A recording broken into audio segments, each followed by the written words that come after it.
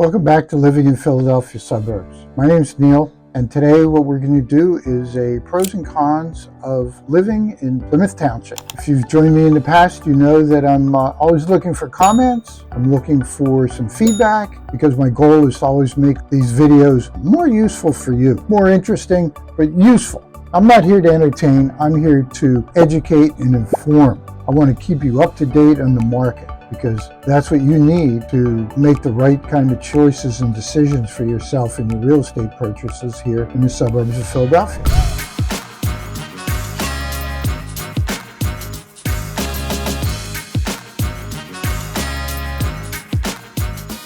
So let's talk a little bit about Plymouth.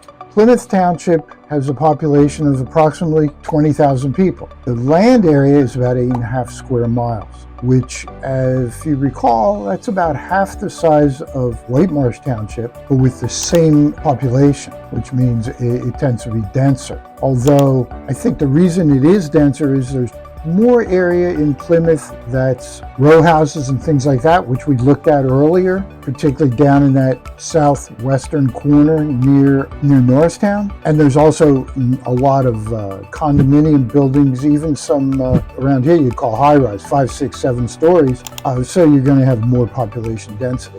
But what it does for you is it gives you more choices. It gives you a more diverse range of, how do you really want to live? It gives you more choices. So you don't need to have a half an acre of grass and yard and trees like you do maybe in White Marsh, but you can have that choice also in Plymouth. So, it's up to you. You want a big garden, or do you want to sit on the deck and read your book?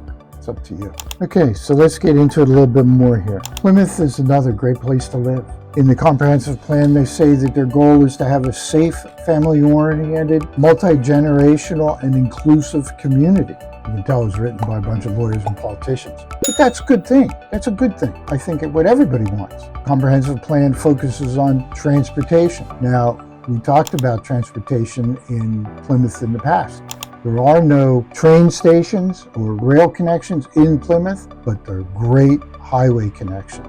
There you go, that's a pro and a con. The goal, according to the master plan, is to be as walkable as possible. And they're looking for new development to be walkable, modern, mixed-use type development. They also are focusing on green and greenways. So the green thing is great because being environmentally responsible is important to everyone today. Here in southeastern Pennsylvania, it's rained 1/4 of an inch in the last 6 or 7 weeks. We're in a drought. Is it from climate change? Is it just the weather condition? Who knows?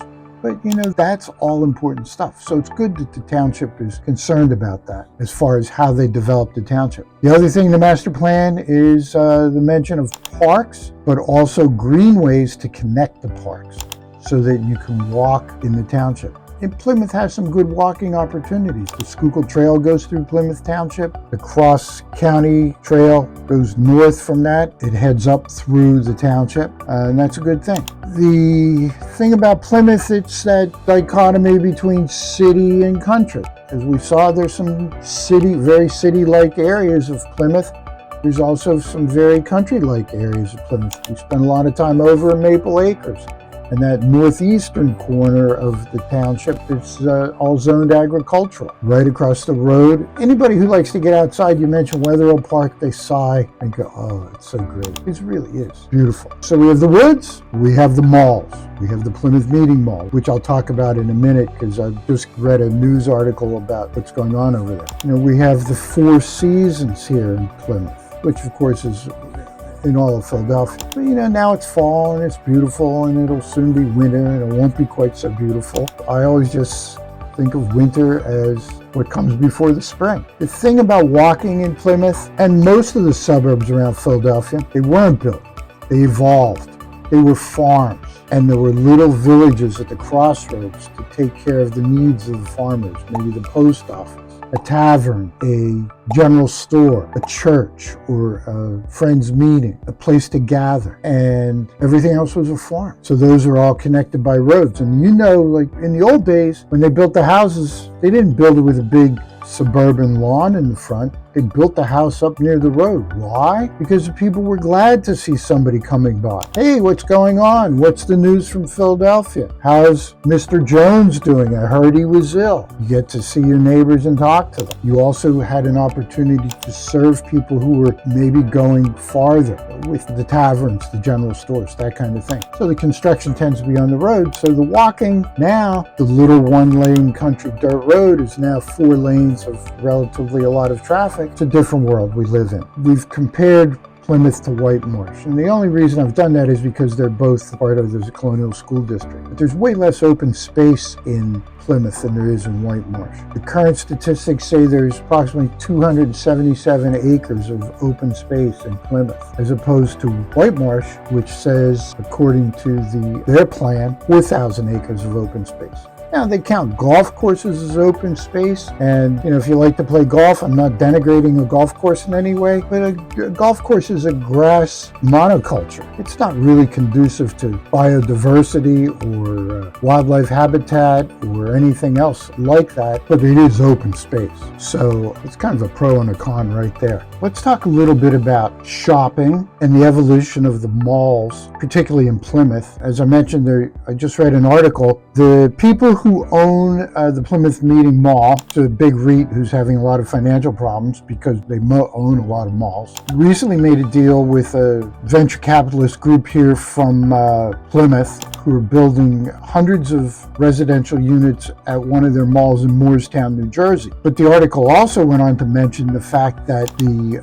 owners of the Plymouth Meeting Mall have approvals from the township to build 275 residential units. Now, I don't know if that's the conversion of that office building over there or if it's going to be new construction solely out on the outer area of the parking lot, because the parking lot's really huge at the Plymouth Meeting Mall. If you drive around the back where the movie theater and the Benihana, there's a lot of space back there. The malls have taken a big hit and shopping has evolved with the online thing, but the big boxes are still doing very well. We still have the IKEAs, we still have all of that, and they're doing a lot of business. But they tend to be bigger and draw from a much larger area than any of those malls ever did. I think that fits in with the Plymouth comprehensive plan towards the multi-use. Because I still say, if you lived at the mall, gym at the mall, there are gyms there, you had the restaurants that you like and places to relax and movie theaters, maybe some other types of activities that you could enjoy with your friends and neighbors, that could be a really good way to live, I think. Certainly limit the necessity for driving everywhere, and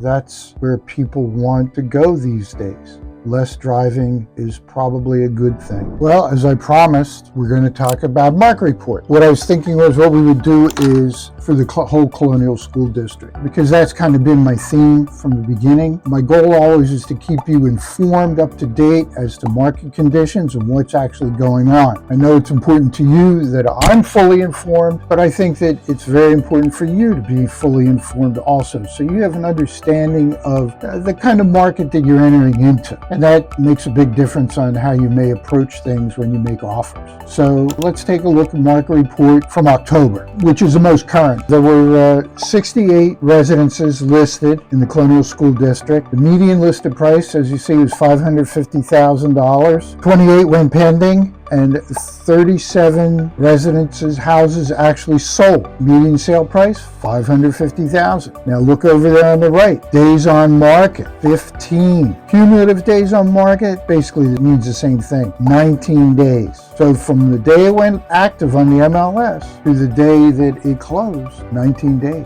So what's that mean? It means it's still a seller's market, and it means that it's very important for you to spend some time with a professional to pare down exactly what it is that you want and need for your living situation. Because if and when you find that, it's important to move forward with determination, with a plan. I don't like to do anything fast per se. We're going to do everything in a very measured, rational kind of way, because my goal is always to help you get what you want and what you need.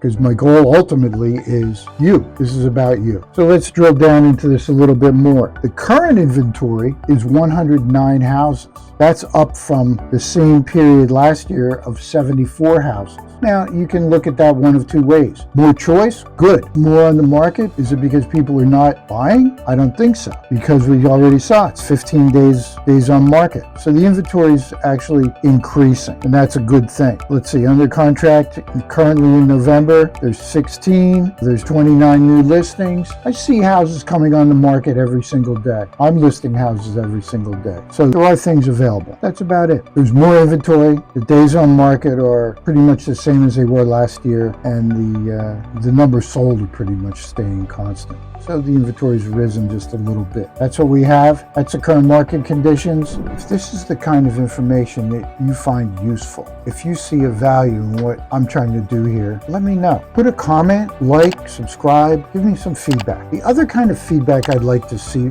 from you folks in the comments would be, what exactly would you like me to be showing you, and what exactly would you like me to be helping you with? Because my theme, of course, is if you're thinking of moving to the suburbs, around the suburbs, out of the suburbs, and I don't care if it's 9 days, 9 weeks, or 9 months from now, give me a call, shoot me a text, send me an email, because I want to help you make a smooth move in the Philly suburbs.